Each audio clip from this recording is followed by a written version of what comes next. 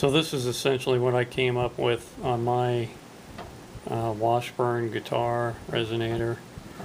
The break angle on the B string, I had to see if I can get a better view of that, but I really had to cut it back quite a bit to take out the sharpness of it.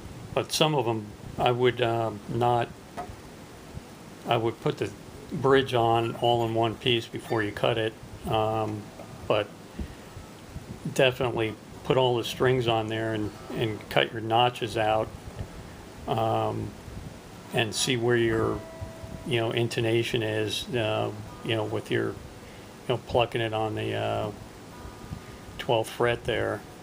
But I believe the G string I didn't even have to do any compensation at all, but definitely the B string is going to need some help. E string and also the other strings, E, A, and D.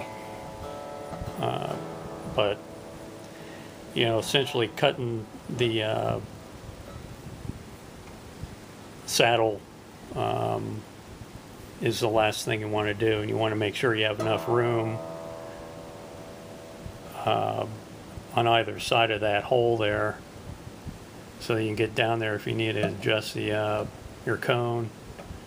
I noticed when I got this guitar, they left, it was really close, and now I've got it nicely evened up there. I think from what it was like right on the edge of the saddle on this particular side.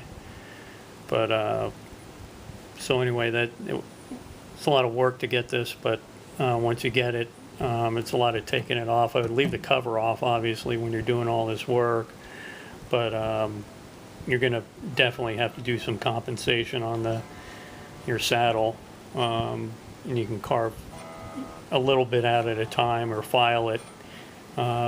If you're sharp, you're going to take off the front part going towards the neck a little bit more,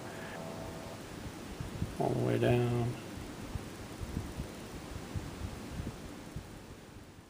2.25 and then 1.75 on the high E string, and with the capo 1.75 and 1.25. That's with the capo on the first fret.